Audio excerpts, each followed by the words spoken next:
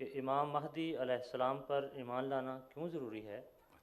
کیا اس کے بغیر کوئی مسلمان نہیں رہ سکتا؟ امام مہدی پر ایمان لانا کیوں ضروری ہے؟ اس کا جواب لفظ امام مہدی میں موجود ہے۔ امام مہدی وہ امام نہیں ہے جو مسجد میں امامت کراتا ہے، جس کو بعض دفعہ دنیا کی حکومتیں امام بناتی ہیں، بعض دفعہ محلے والے بنا لیتے ہیں، بعض دفعہ آپ پہ ہی مسجد بناتا، آپ ہی امام بن جاتا ہے۔ وہ امام مراد نہیں ہے۔ امام مہدی سے مراد وہ امام ہے جس کو خدا خود امام بنائے۔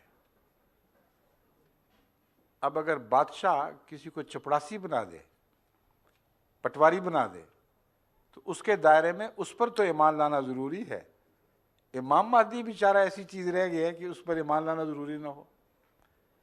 جس کو امت کا چپڑاسی نہیں بنایا گیا، امت کا امام بنایا گیا ہے۔ امام کس کو کہتے ہیں؟ پہلے وہ معنی تو سمجھ لیں۔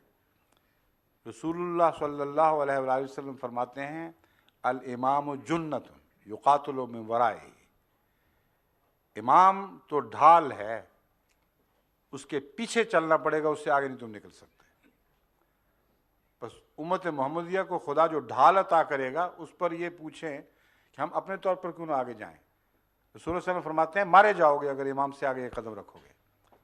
تو اطاعت ایمان ہی ضروری نہیں، اطاعت بھی ضروری ہے۔ لفظ امام کے اندر یہ پیغام ہے۔ دوسرے المہدی، مہدی کا مطلب ہے ہدایت یافتہ، بندوں سے ہدایت یافتہ نہیں، اللہ سے ہدایت یافتہ، محمد رسول اللہ صلی اللہ علیہ وآلہ وسلم سے ہدایت یافتہ۔ یہ دونوں معنی اس میں میں مانتا ہوں، اس لیے کہ اللہ اس کو امام بنائے گا، ہدایت دے گا، ظاہر بات ہے۔ دوسرے محمد رسول اللہ علیہ وسلم کی ہدایت جاری و ساری، اس کو وہ بدل نہیں سکتا۔ اس لیے ہادی کا وعدہ نہیں فرمایا الامام الہادی، بلکہ الامام المہدی کا وعدہ فرمایا ہے۔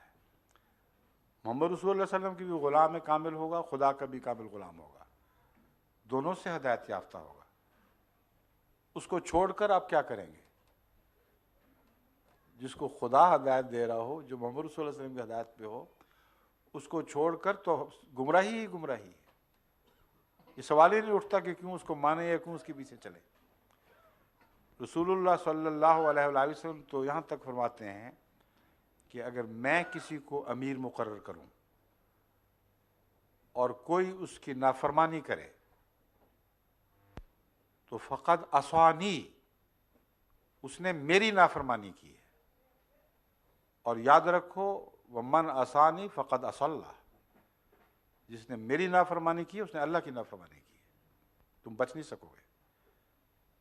عام امیروں کی بات ہو رہی ہے، امام مہدی تو ان امیروں سے بالا تر ہے، جس کو رسول اللہ صلی اللہ علیہ وسلم نے فرمایا لمہدینا آیتین، ہمارے مہدی کی یہ نشان ہوں گے جو آسمان اور سورج کو مقرر وقتوں پہ گرہن رہے گا۔ تو یہ سوال ہی بالکل عجیب ہے، یہ مولویوں کا اٹھایا ہوا سوال ہے جو بعض مسلمانوں کے دل میں جگہ پا گیا ہے۔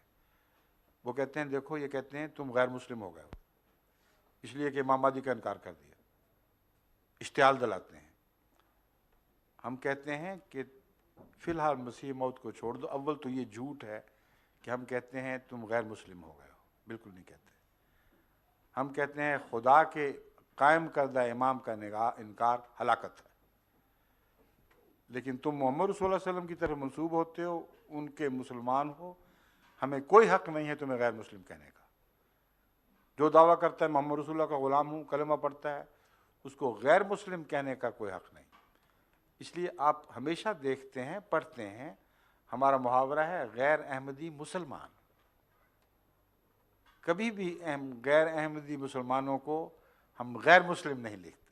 محمد رسول اللہ کے کلام کی طرف بلاتے ہیں جو آپ پر نازل ہوا، محمد رسول اللہ علیہ وسلم کے اس کلام کی طرف بلاتے ہیں جو حدیث ہے یا سنت ہے، اور اس کے دفاع میں ہم سب سے بڑے پیش ہیں۔ تو اس مہدی کو مان کے آپ کا نقصان کیا ہوگا؟ فائدہ ہی فائدہ ہے، اور یہی سچائی کی نشانی ہے۔ باقی فیصلہ تو دعا سے کرنا چاہیے، غور کر لیں، یہ حقائق ہیں جن کو کوئی بدل نہیں سکتا۔ جو چاہے مولوی تقریریں کر جائے آپ کے پاس آ کے، مسیح موعود کو گالیاں دے گا نا، اس کے سوا اس کے پاس کچھ نہیں ہے۔ اگر گالیوں کی وجہ سے آپ متاثر ہو کے نفرت کرتے ہیں تو جتنی گالیاں محمد رسول اللہ صلی اللہ علیہ وسلم کو دی گئی ہیں گزشتہ 1400 سال میں، ساری دنیا میں کسی نبی کو اتنی گالیاں نہیں دی گئی۔ صرف یورپ نے کروڑہا صفحے شائع کیے اور ان کے منہ کالے کر دیے گالیاں دے دے کر، آج بھی سلمان رشدی پیدا ہو رہے ہیں۔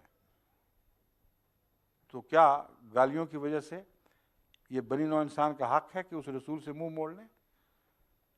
دلیلیں مانگنی چاہیے، کتاب پر مبنی، قرآن پر مبنی، خاتم کے معنی آئیں اور بات کریں، وہ ٹھیک کہتا ہے یا یہ ٹھیک کہتے ہیں، وفات مسیح، زندگی مسیح کی، اس پر سوال اٹھائیں، تعلیم پر غور کریں کہ کون سی تعلیم ایسی ہے جس میں ان کو اسلام سے مخالف بات دکھائی دی ہے۔